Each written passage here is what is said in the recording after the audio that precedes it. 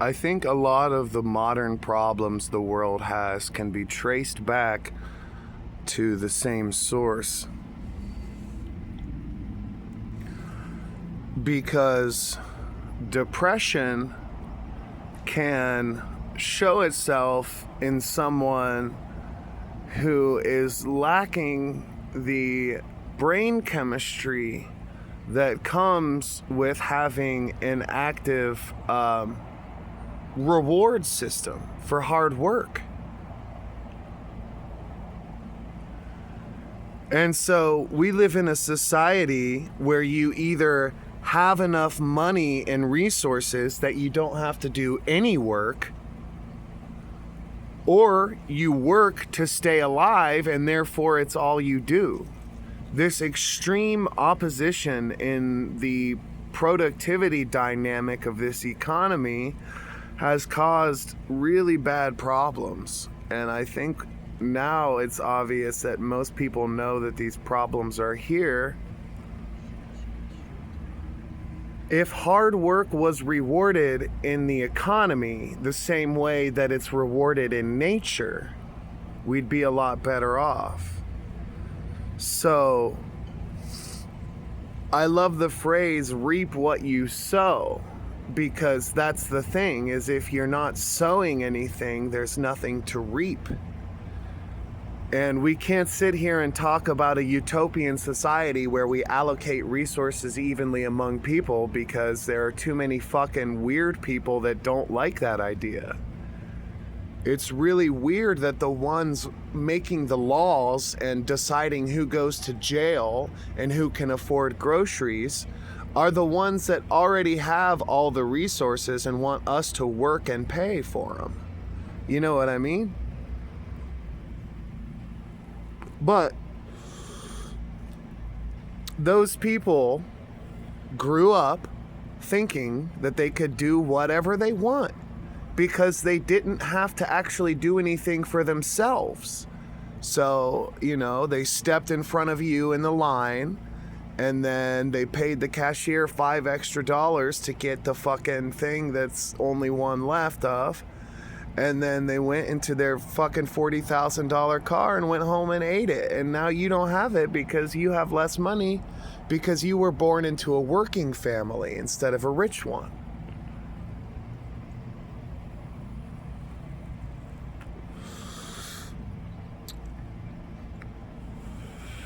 An unfortunate truth is that sometimes we have to change our perspective to survive because we can't change the situation. So in nature, when a beaver puts in the work to build a dam, he's then provided with a nice home in which he can live. You know what I'm saying? Work only makes sense if the goal of the job is something that the person working is willing to work for. But no, we have money and we have literally food and water that cost money. So to stay alive, you have to get resources from somebody else, whether it's your boss or the fucking welfare line or your parents, nobody is entitled to anything in this country is the mindset. Yet those who were given everything are the only ones that really have that mindset. People with resources determine how much you pay for those resources. Just look at the cost of rent versus the cost of maintaining a fucking home.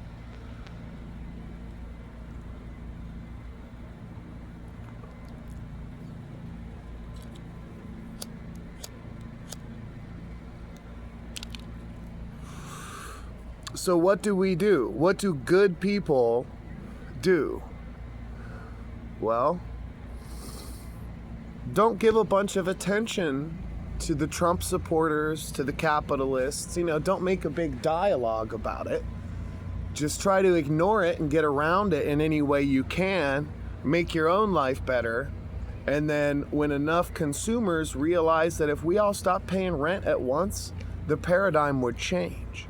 You know what I mean? They wouldn't be able to charge half of your paycheck just for you to have a bedroom to sleep in at night.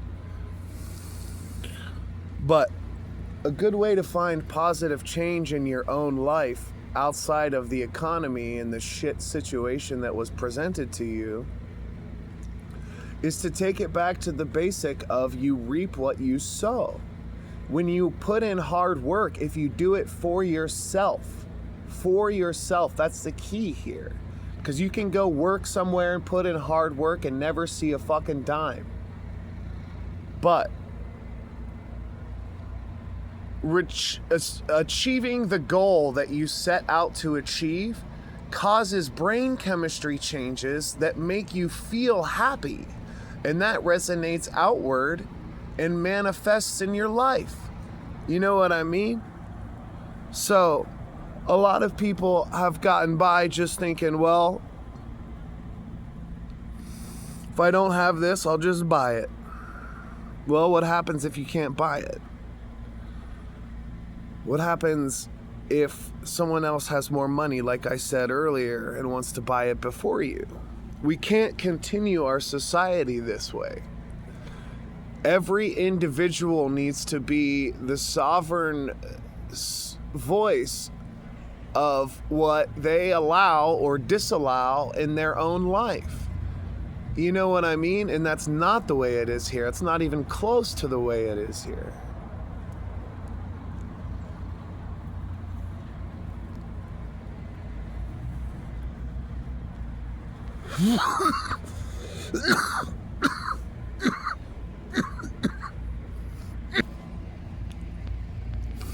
So you gotta kind of be the flower that emerges from the crack in the cement.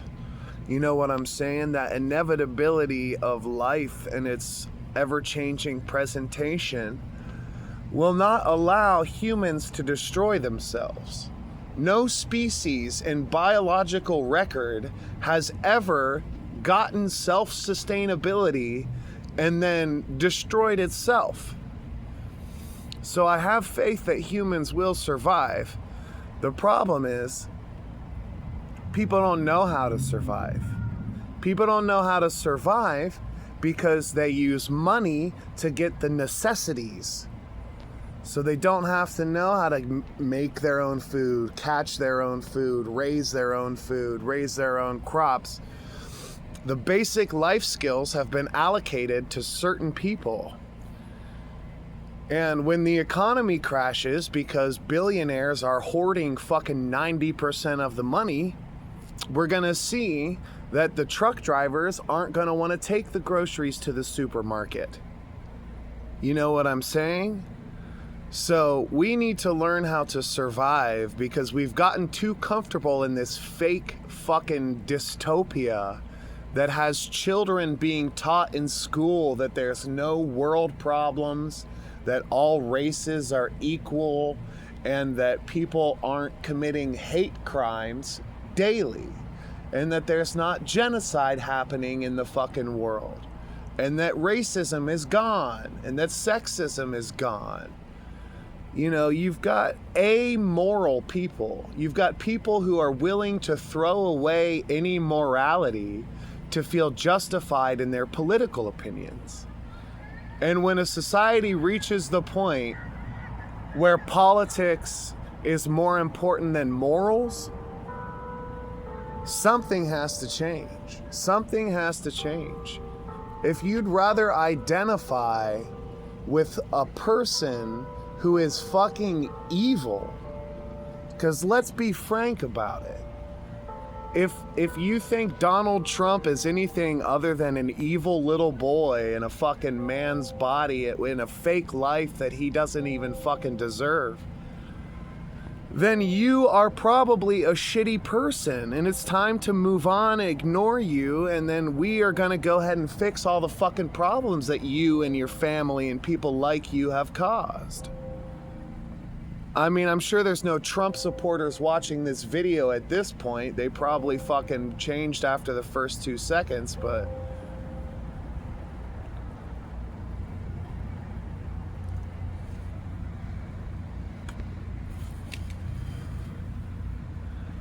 energy is life.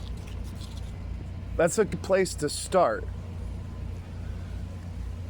Because when energy is primarily produced by burning fossil fuels that literally destroy the plants and animals and environment on this planet, where do you think you're going to get the energy from when there's no more planet?